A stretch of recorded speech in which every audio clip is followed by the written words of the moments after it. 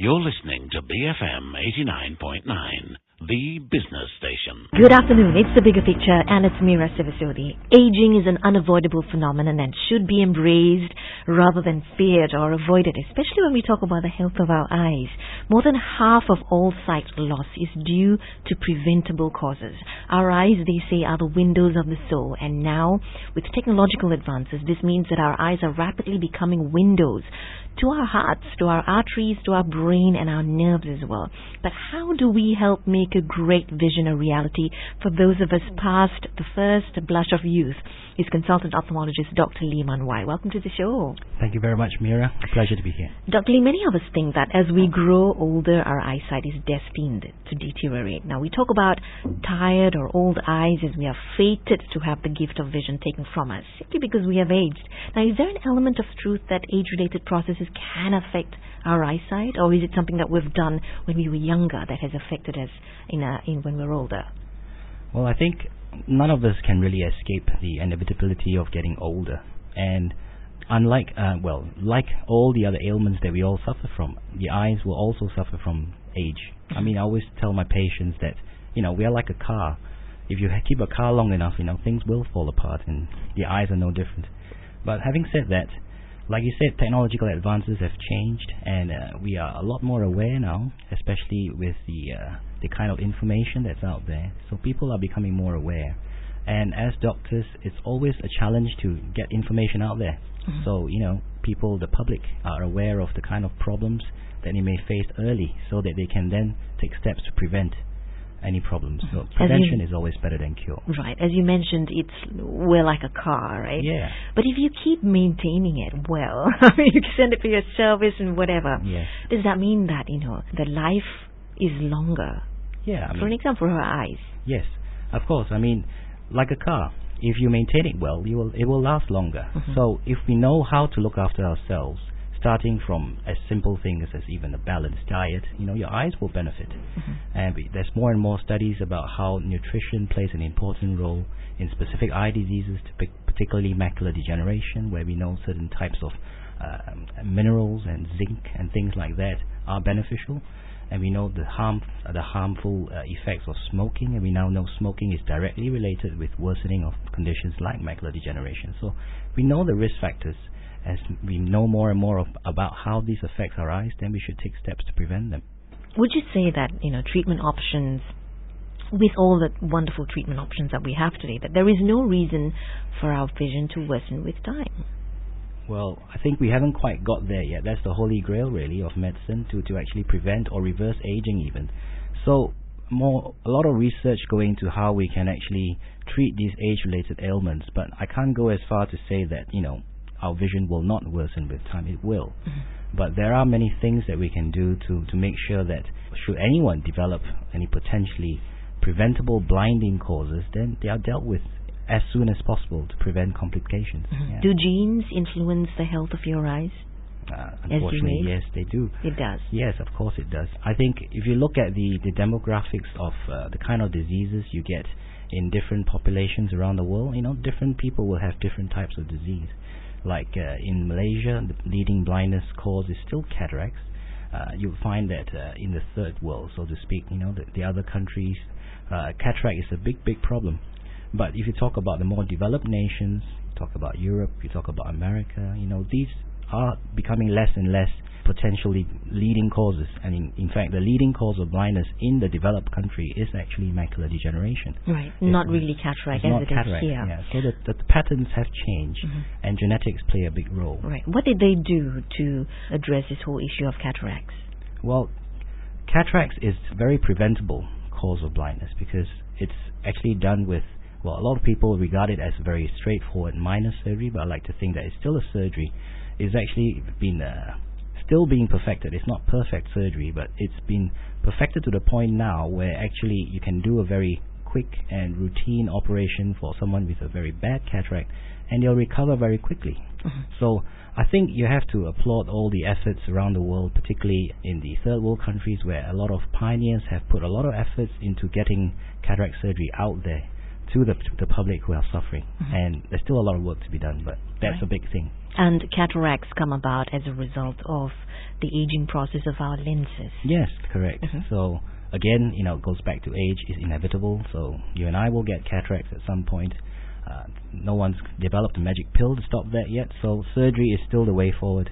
And aging is the main reason why we get cataracts, yes. Since we're still on the topic of lenses, aging lenses, I understand that presbyopia is another issue related to aging lenses. Could you elaborate a little on that? Yeah, there's a lot of scientific theories about why we actually develop this presbyopia as we get older.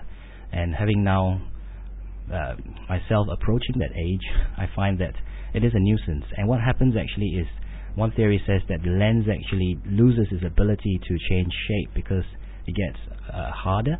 The cataract or the lens changes increase how hard the lens is, and it can't change shape anymore. So therefore, you can't focus, particularly when you actually need to actually focus more when you actually read. So that's the first thing that goes. In fact, from birth, that is actually a downhill slope. Our ability to focus from birth, it just keeps declining until we hit age 40. Right. And a treatment option would be? Well, the most simple is, of course, reading glasses.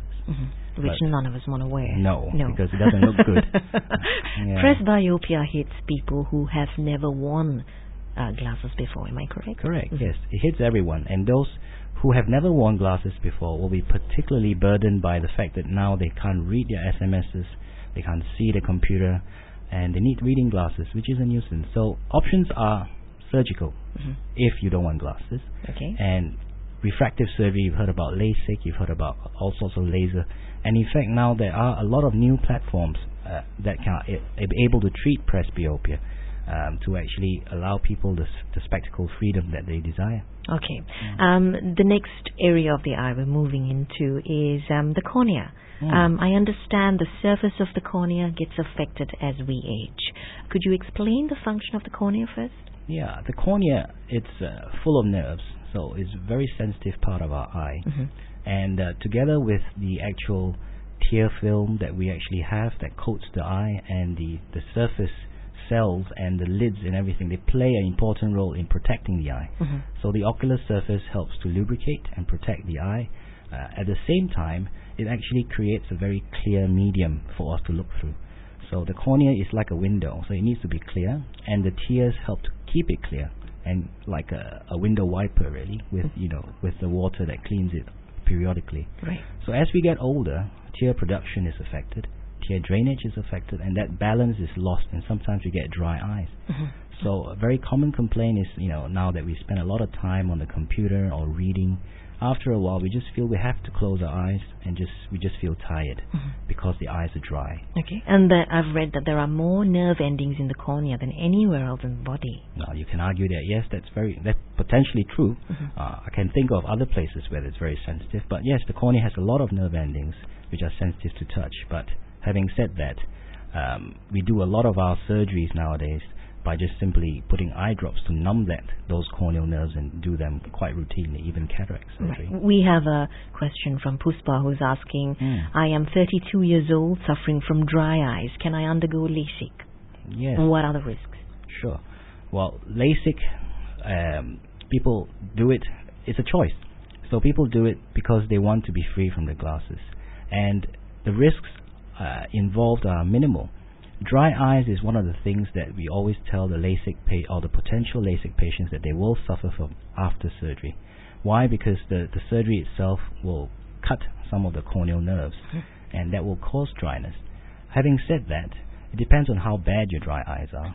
If they are not too bad and you can manage with lubricants, after surgery you can expect to have some period requiring lubricants, and you can manage those symptoms.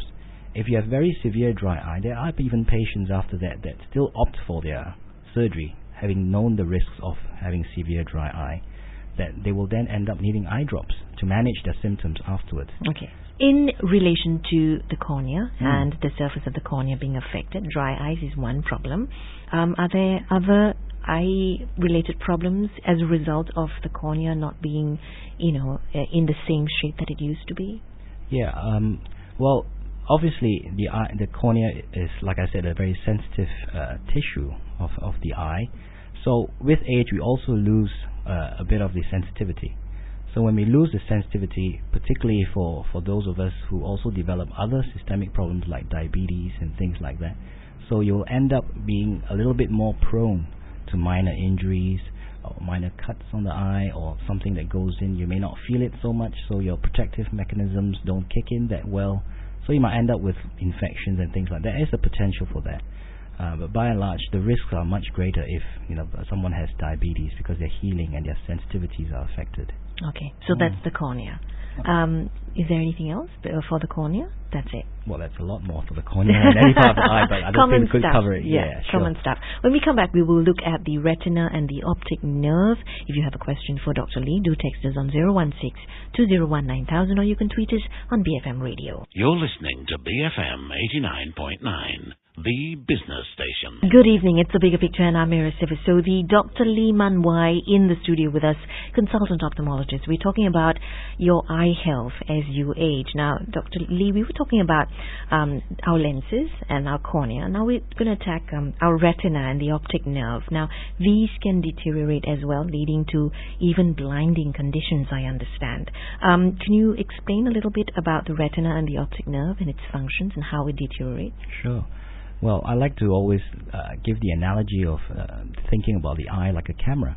So the lens and the cornea, all that is responsible for the front part of the camera, where it bends the light rays to be in good focus on the retina, which is the film of the camera, or the film of the eye rather. So this film has